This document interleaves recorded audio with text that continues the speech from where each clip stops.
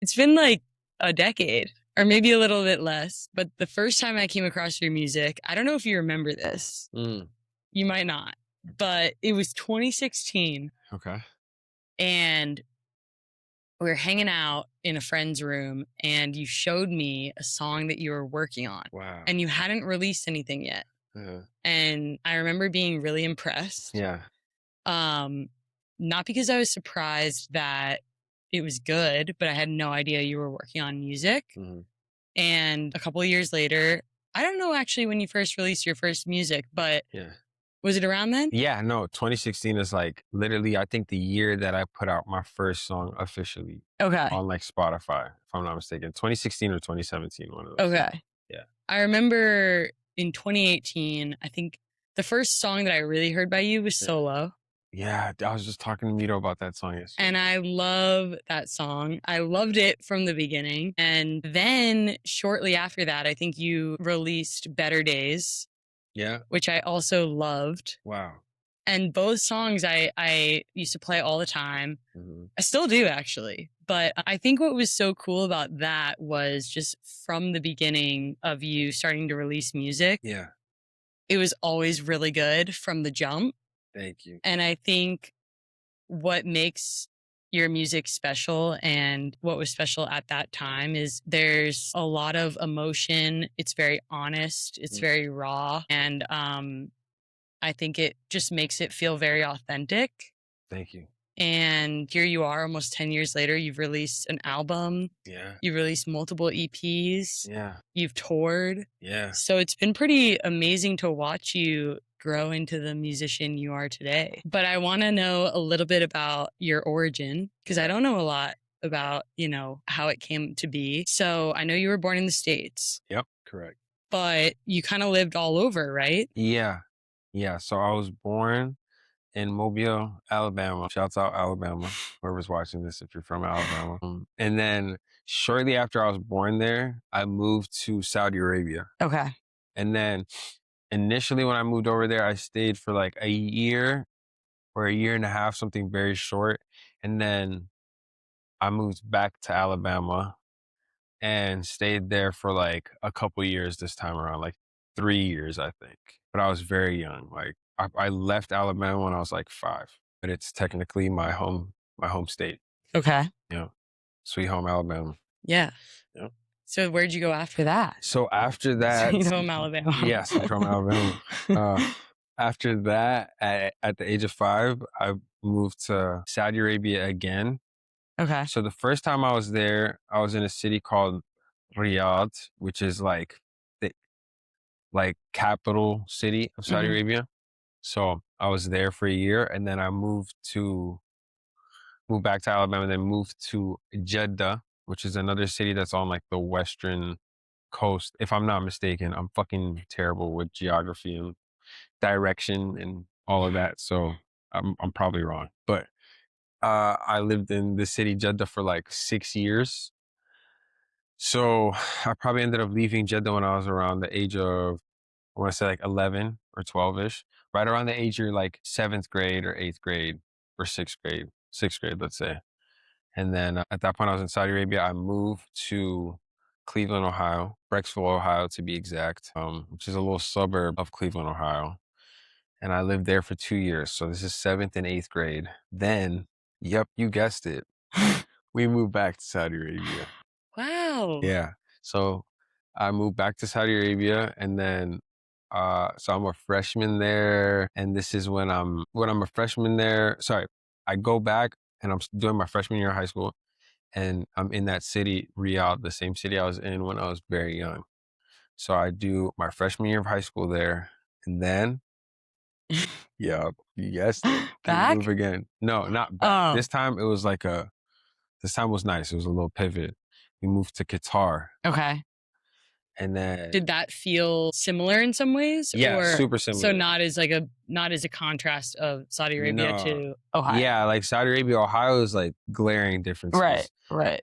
Saudi Arabia to Qatar, it's like same situation. At the time though, Qatar felt a little bit more like open in the sense of like less, I don't want to say restricted or restrictions because I feel like that's a negative connotation, but um if you're used to living in the US, Qatar at that time was like a smoother transition, like I guess law wise and like how day to day operates. But it's like very similar, very similar.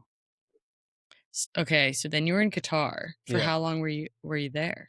I was in Qatar for 3 years, and that's where I finished high school. Okay. And then I get into University of Miami, Right. and I go to Miami, and I stay in Miami from basically 2012 until 2024. I think was the official last year. Sad, sad day. I play it back in my head all the time. The day that you left? Yeah, it's just, you know, it's like losing a friend. But anyways, so I leave 2024 and I leave Miami and then I go to Austin. Okay. Yeah. Been to Austin ever since. So growing up, Yeah. did you feel connected to all those places culturally, or where did you identify culturally? That's a really good question. I honestly it was a little bit of everything. It was like I felt like because my family is Sudanese, Mhm. that's like where my parents were born and raised from. That's like where my extended family's from. That's where I consider myself from. Okay. So being that I was living in Saudi Arabia or Qatar, I was always close to Sudan. And then like I'd be around other Sudanese and then I'd also visit Sudan. So culturally on that aspect, it tapped me in with not only Sudanese culture, but Arabic and I guess also Muslim culture too, like Yeah. just a whole combination. And then in the US, similarly, I think culturally, I always identified with like the way of life in the US slash the West. I've always, like, ever since I was a kid, I've always like pictured myself living in the US. Like by the time I was born, my parents had already lived in the US for a decent amount of time, slash, as we grew up, my brothers, like once they had finished high school, would go to school in the US and then stay there since. So I've always identified with the US in the sense of like culturally, like, I don't know, it's just a part of me. It's kind of like at this point where I've grown up the most, Yeah. especially after that last bit of time in Miami. If you consider Miami America. If not, that's also up to debate. But yeah, so culturally I feel like they both tie into who I am. But then at the same time, sorry, this is very long-winded. No, please. But at the same I time, wanted to know. I feel like culturally I felt confused too because like it's like two different ways of life when you're living, especially at that time when you're living in Saudi Arabia, for example, to when I would live in America. And both good in their own respective rights, but it just felt like I was going back and forth at the times that I went back and forth at. It felt like I couldn't, like I almost didn't know who I was, if that makes sense. Like a cultural nomad kind of? Exactly. And it has nothing to do, I think, with like the actual countries themselves that I were at. They were both fucking like I love my time in Saudi Arabia, Qatar, and the Mhm. US. But I think it was because as identifying as Sudanese, but not growing up in Sudan or being born in Sudan, but like growing up in places where other people identify me as Sudanese. And that's like what I take as my own identity myself. It's like then it becomes you're never kind of in your own quote unquote home, right? Yeah. So that's kind of how I felt. I felt like almost like I'm an outsider in all these places that I would go to, Yeah. you know. But yeah, I guess in the long run, it ended up giving me versatility, I guess, and like how I see things slash my personality. Yeah, the So it way that worked out for you the better. Yeah, Yeah. yeah, the way that you move through the world, Yeah. probably. You probably have an ability to adapt to new environments Yeah. and also like an understanding of a lot of different types of people, which is very valuable. Do you think that living in the Middle East impacted any of your music taste? Like did Yeah. you what kind of music did you hear over there? It was, funnily enough, it was like majority American slash Western music, I'd say. But with that, you'd get intertwined depending on where you're at, different Arabic music. Like I would always hear Sudanese music. I would always hear in Saudi Arabia, I would hear like music from that region, like the Gulf region, and I guess other regions within the Arab diaspora, I guess, or whatever. Most of the shit I was listening to was shit that you were listening to over here. Yeah, yeah. But it did affect it in a way too, because I feel like people have like a different taste for the music over here when they're not living here. If that makes sense. Yeah. Because it's like harder to get to. So like people are like very particular who they listen to, and like really love artists when they're into an artist, and that breeds its own little like fascination with music too, you know? Did did your parents listen to different types of music when you were growing Yeah. up? Yeah. So my parents both listen to Sudanese music. As far as like English music, my dad listens to like or listen to jazz slash he listened to some pop songs too, like, but majority of what he was listening to was Sudanese music slash I would say jazz music is what he was into. My mom would listen to a lot of Sudanese music, but also liked country. She likes country a lot. And so she would listen to Sudanese music, country, but she would also listen to other um Arabic music too, like uh music from Egyptian artists slash Lebanese artists, or you know, music from artists from Saudi Arabia or whatever it may be. So I was listening to a lot of, you know, I guess like a lot of variety between those two. Yeah, a wide array Yeah. of different types of music, Yeah. which is really cool. So at what age did you start kind of thinking that you wanted to be a part of it or be a musician yourself? So ever since I can remember, like when I was a kid, I've always wanted to be like a performing artist. Like I wanted to be like singing, performing in front of a crowd. That's like the extent of what I knew I wanted to do very early on in life. And like my parents slash my relatives would tell me all the time, like when they would ask me what I wanted to do, I would say I wanted to be a singer. Or like the most you could get me to like sway from that would be like, oh, I'm gonna be an actor, you know, like all right, I'll be an actor, I'll be like a dancer or some shit like that.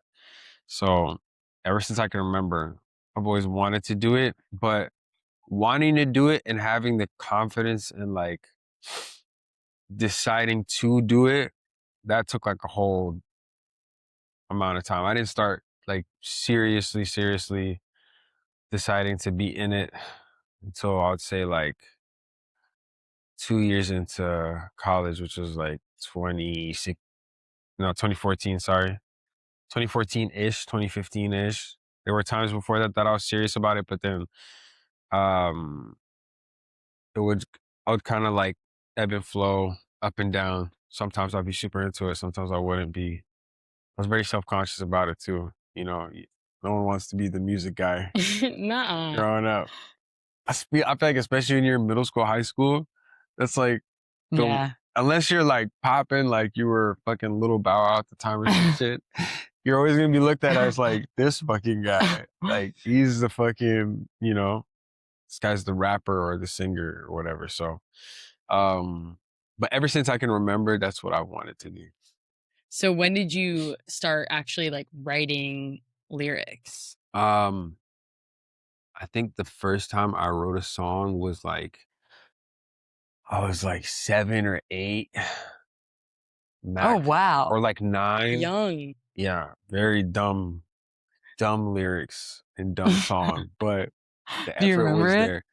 I don't remember like the words, and I pray no one has it or like has like access. Like this girl told me one time that this girl that um like our family friend was telling me that she had like a copy of or like had the paper that I wrote it on or some shit. And she said, yeah, like when you guys were moving out of your house or your apartment, like you guys left this or your mom brought it to us and like you had left it. And I was like, don't you fucking dare like keep that shit to yourself, man.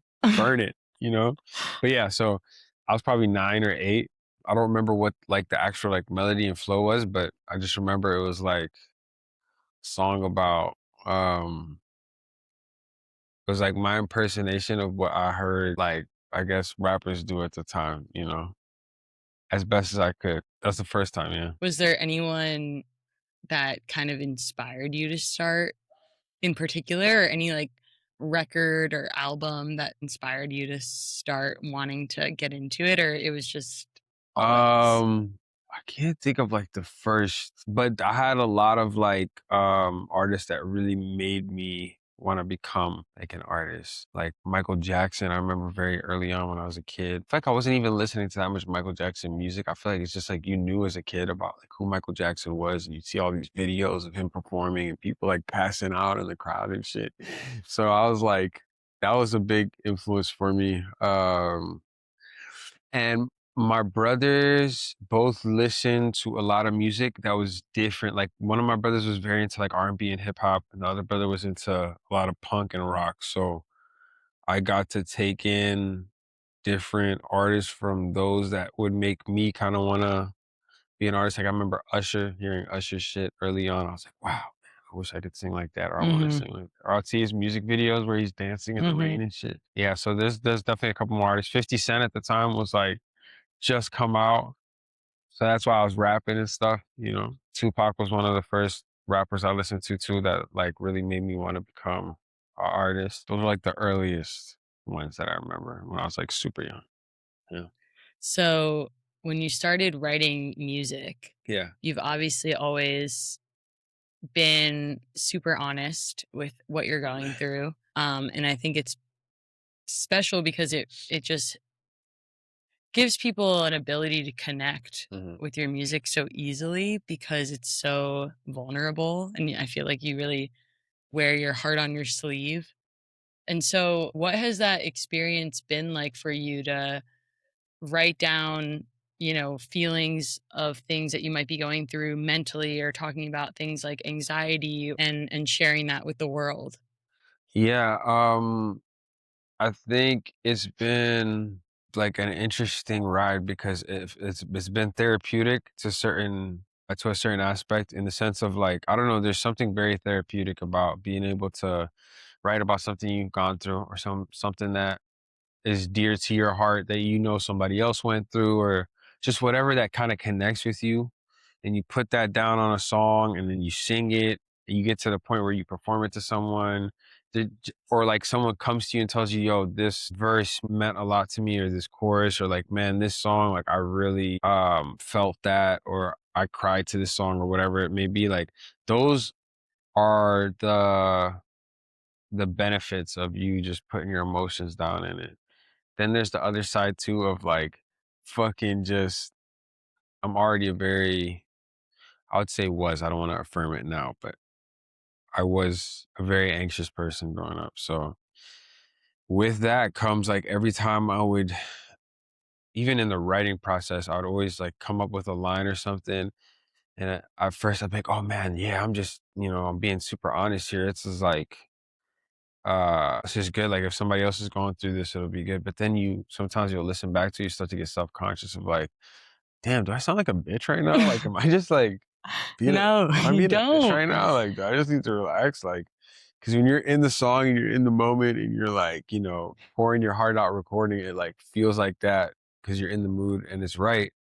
But then you start to question yourself, you second guess. Um, I think it's brave. I Thank think you. that a lot of people aren't able to do that for a reason, you know? Yeah. I mean, yeah, it's Yeah. brave, really. Always ran to it too because I always was worried about being something that I wasn't, if that makes sense. Like putting out an image that wasn't me because I think like listening to rap a lot growing up, the whole like authenticity factor of shit was so important that I was like the worst. Cause I'd always think about music, like as delusional as it sounds, I'd always think about like myself and like the level like 50 musician. Like rap, I felt like authenticity was super important in the sense of like you had to be who you presented yourself to be in your music. So I always felt like if I just told very brutally honest things about myself, then it's like I'm putting all my shit out there already. It can't come back, to bite me in the ass or be like, well, that's not you or whatever it may be. But I think that's what makes it authentic. Yeah. Is that you're being super real about your experiences and what you've gone through in life. And it's a hard thing to do. And also it requires a certain ability to be introspective and also self-aware, Yep. which is also really hard Yeah. for a lot of people to kind of look in the mirror and say, this is how I feel about this situation or this experience or the current emotions that I have or that I'm feeling anxious. Yeah. You know, a lot of people run away from that or find a way to use a vice 100%. in order to block those anxious feelings or, Yeah. whatever they're Yeah, feeling. it's like a very healthy way of dealing with it, like you're Mhm. saying. And I think at the end of the day, it's the best route you can always go with your music. Unless you're writing for somebody else. Mhm. If you're writing your own music, I think it's just it always connects the most if it's your own emotions, what you're going through. Because everyone has their own little unique, I think, story or unique community of people that they connect to that if they just told their story, I think it would shine, Mhm. come out. How do you feel that your music has changed since you started? I feel like it's become way more fine-tuned. Like, even when you say songs like solo and shit, like, dude, when I listen to my old songs, I'm like, "Oh my Really? god, I bro, love I that cringe song. so much, Really? dude." Because I'm already mad, like, I'm OD self-conscious about my music, and the like, No, a that's song like for my me favorite one still. oh my god, that one someone played that the other day, and I was like, You don't like it anymore? No, I I love don't know, man, because it's like the more I do music, the more my delivery becomes way more relaxed, it. Yeah. laid back. It's like when I listen to a lot of my older shit, it feels very eager, very like, But it's raw, yeah, you're right. you know? Different energy back then. And I feel like it took that for me to get to where I'm at right now. Yeah. But So what does it feel like today? today it feels great. Today it feels like I'm making the best music I've ever made. Um, and It it's sounds like, really good. thank you.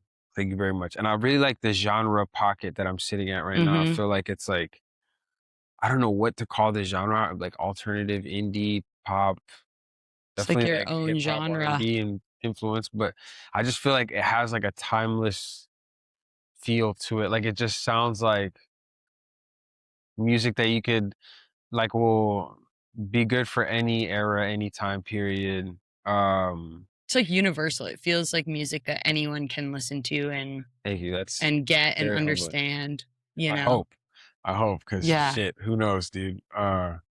Just like I listen to my old music and I'm like, oh fuck, like, who knows? People, It's good. It's I just so make good. it, and when I put it on, I try not to think about shit. But yeah, so I think now I'm at like a way more fine tuned.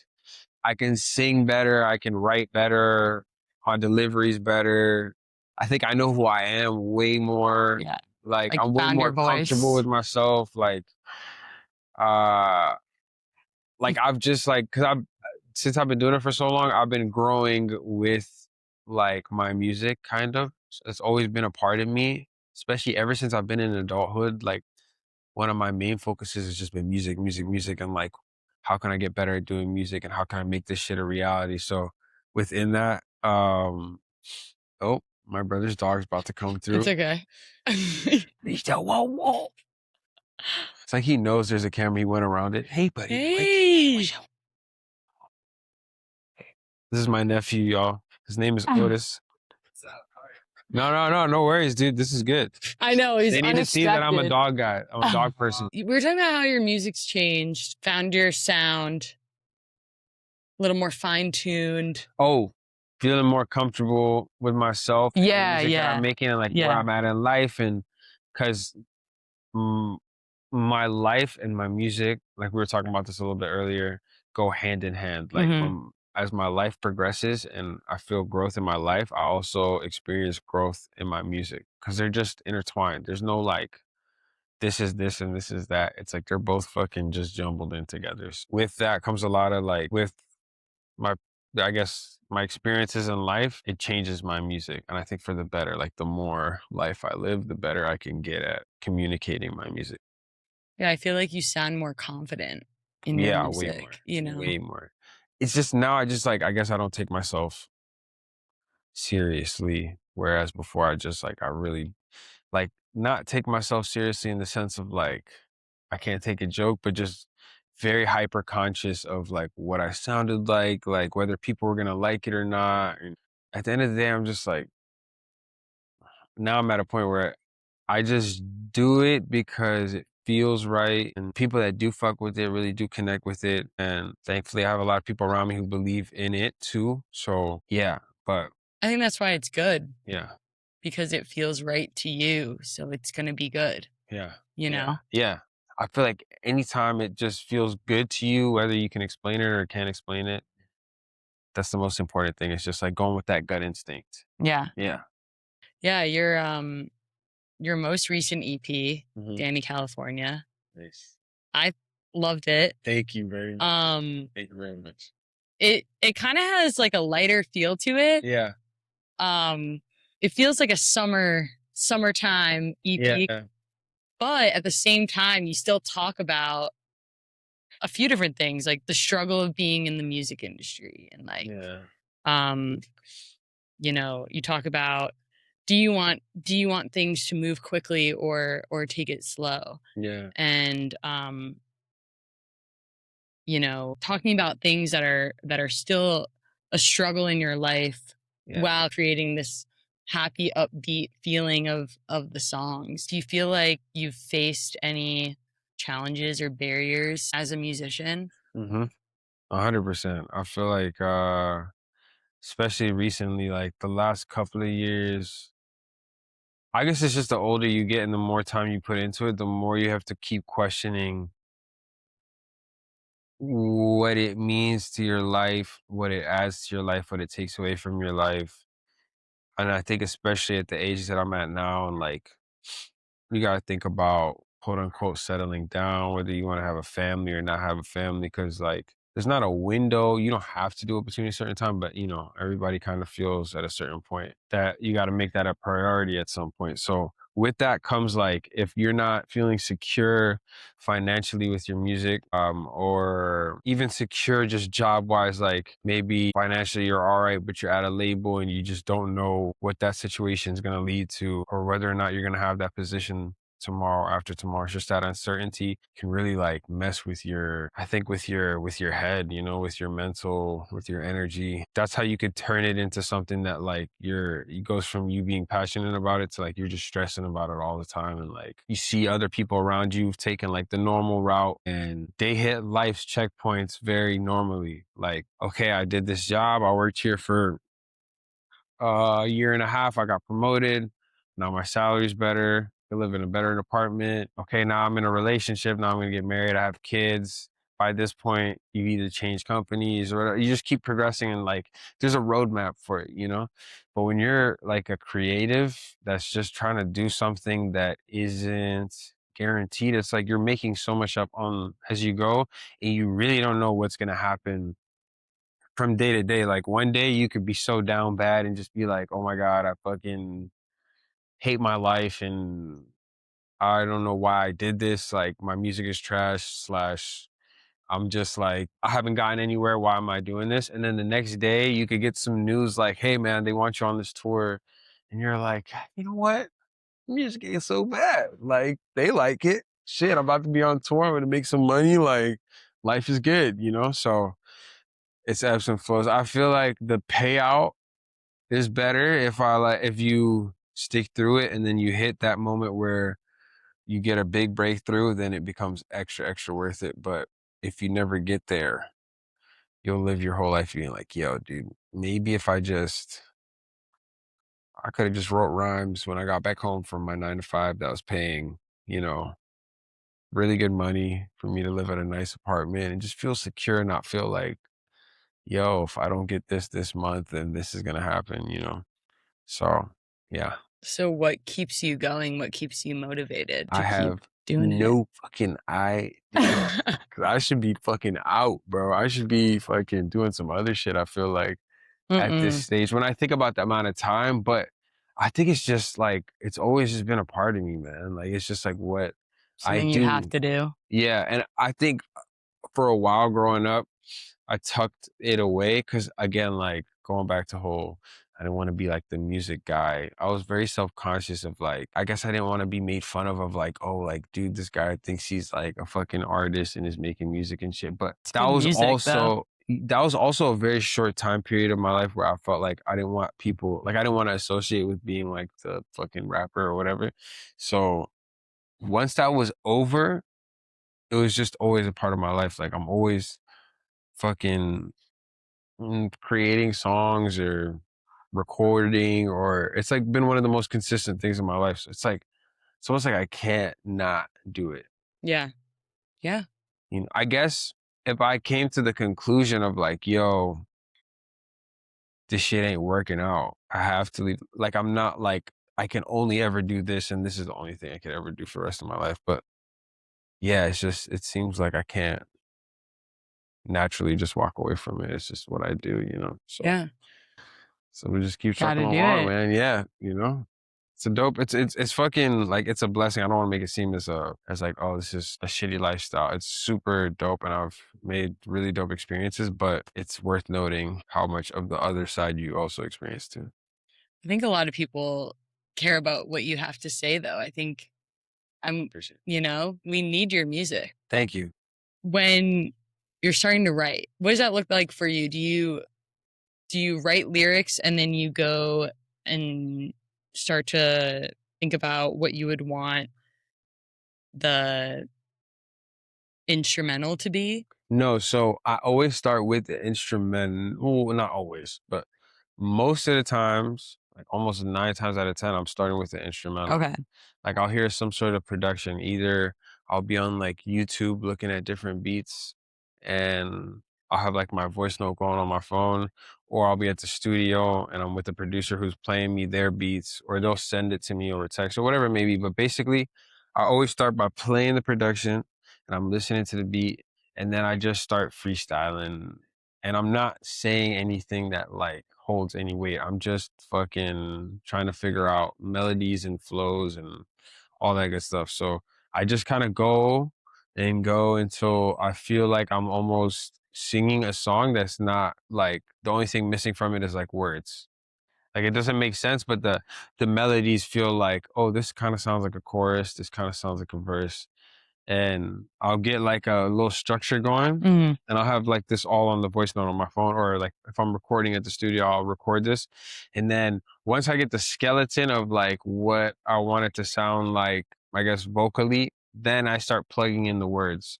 And this whole time I'd never think about like, oh, this is what the topic's gotta be. Like I'm just like blurting out. I'm trying to blurt out whatever I can blurt out in my mind as fast as possible without me starting to be like, oh, that doesn't sound good, or like that. I feel like the second you start doing that, then you start fucking it up. So like I'm like, It's like gut instinct. yeah, I'm just like, I'll just be doing the freestyle. That's why I like the freestyle part, because it's like you don't really think, you just make noise. And then once I do that, even when I'm writing, I try to think as least as possible. Like sometimes a line will come to my head and it sounds really dope, but it means nothing to me or like to the situation. I'm like, I'm gonna put it there. Why not? And then I figure it out after. So once I get that skeleton down, I start plugging in words, and then I gradually will end up finishing the writing. Like I'll start editing words because I write all my songs on my notes for the most part. So I'll just be like randomly sometimes thinking about the song or the lyrics, and I'll be like, oh, I could change this word to be this word,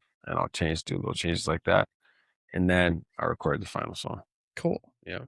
Do you work with mostly the same producers or kind of change it up? Yeah. Oh, yeah. I would say like mostly the same producers, but also I'm always on the internet finding different beats. Like I'll always be on YouTube looking up different producers and production. Yeah. And then via that, I'll end up meeting new producers. And then sometimes I'll get introduced to new producers.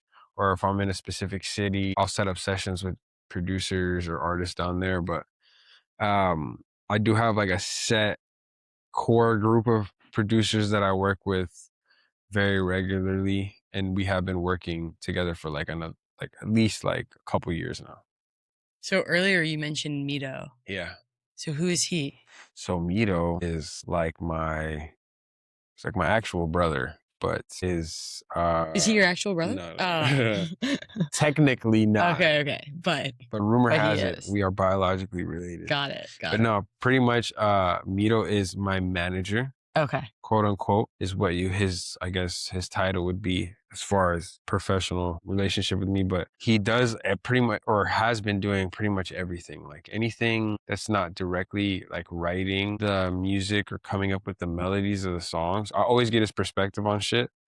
But yeah, anything outside of like actually writing the lyrics and making the melodies for the song, he has done slash helps out in, even in production slash video editing slash tour management. Like pretty much I feel like when you're a manager, sometimes you got to do everything. And he was one of those managers where he just pretty much did anything and everything for me for a That's long pretty time. special. Yeah, fucking dude. Anybody who knows me and knows my music knows that Mito is a very big part of it, and Cool. definitely would not be where it is today without Mito for sure. So I owe a lot to that man. Got it. Yeah. So your most recent single was 5 a.m., right? Yes. Yes. So tell me a little bit about that one. Yeah. So that one was one that was made with actually that core group of producers that I was telling you about. Shout out to Matt 20 and fuck, there's somebody else on that beat that I'm forgetting. I think Norbit. And if I'm forgetting anybody else, I apologize. Uh, but so that song was a song that I like a beat that I had gotten like a year ago or 2 years ago that I started writing a song to. And I started writing a song to it during Ramadan. I was fasting at the time and like while I was writing the song. So I just like thought of, oh, it'd be interesting if I wrote this song in the perspective of me like going through a day of fasting in Ramadan. So I wrote the first verse about it and put like a hook to it and recorded it. And then I just never listened to it again. Didn't really think about it much. And then the next Ramadan, the next year, Ramadan. It's kind of weird when I say an Arabic word in English. I don't know how I'm Yeah. supposed to pronounce it. Am I supposed to pronounce it with an English American accent or Say it however it Arabic feels right accent? to you. Um, so yeah, pretty much um that next year I ended up like revisiting it, and luckily I was able to finish it, and also in finishing it be able to tie it into fundraising for Sudan. There's a really cool organization by the name of Sanduka Sudan who like pretty much do mutual aid funds for different organizations who are helping doing like grassroots works in Sudan and like helping out with the situation over there. So I basically I'm donating like my streams, the streams that I make on my percentages from the song to them. And then also I tied the song in with like a donation link. So that made it really special to me, you know? Yeah. It's beautiful. Yeah. So yeah, I really appreciate anybody who assisted, listened to that, or helped out with it. It meant a lot. Yeah. It's a beautiful song, Thank you. beautiful message. Thank you. Feels very spiritual. Thank you. Um, so it's been a little while since you've done a live show, huh? Yeah, man. And it felt like for a little bit, it felt like I was doing live shows all the time. Yeah. And You did a then, bunch of Rolling Louds, right? yeah, yeah, that was super cool. How many cities did you do that in? It was a lot, man. There was like 1, 2, 3, 4. I'm just like ballparking right now, but Yeah, I would yeah. say at least like 6 to 7 different cities. Wow. Um, Were any of them your favorite? yeah, by far, Munich in Wow, Germany. why? What made Because the that? fucking crowd was Really? crazy, yeah. And I had no expectation of it. Yeah. I thought it was gonna be like, I was like, it's an opening slot in Munich, so like there's no way people know my music right now, like in this crowd. And then I was also thinking like it's hot as fuck out there. Who wants to come to an opening slot of an artist they don't know? Like I wasn't expecting it to be that big. I didn't give a fuck. I was like, I'm happy to perform, but I just in my head, I was just like, oh, there's not gonna be that many people in the audience. And then on my way over there in the golf cart, you just start like hearing a lot of noise, like of the crowd. And then my videographer told me, he's like, dude, this crowd is bigger than the set that you did in Miami. And I was like, what? Really? He's like, Cool. yeah. I was like, no way. And then, dude, they were just so responsive. And I feel like I was at a good point in my performing because I was doing it very consistently. So my crowd communication was really good at the time, I feel like, where I just felt very natural on stage and was able to like vibe with the crowd. And they were so supportive. Like, I say hands up, it was like, whoa. Like, they That's started chanting awesome. my name in the middle of yeah, it was like a fucking dream. I thought I was Wow. fucking, I still can't believe it's real. That's Yeah. so cool. So forever in my heart, Munich/Germany. Wow. Yeah. It's always got a place in my heart. That's really cool. Yeah. I can't wait to go back, hopefully sometime soon. It's cool that you got to experience, playing for a crowd that doesn't necessarily speak the same language as the music that you're Yeah. playing and Yeah. and them still connecting with it so much. Dude, they were connecting to it at the highest level. Like, it was so dope. Just like the energy was just so genuine. Like, everyone was just so happy to be out there and be at the festival. And they were showing love. Like, I didn't feel at all that anybody was in the crowd being like, all right, like, this is cool, but like, let's get to the main acts or whatever.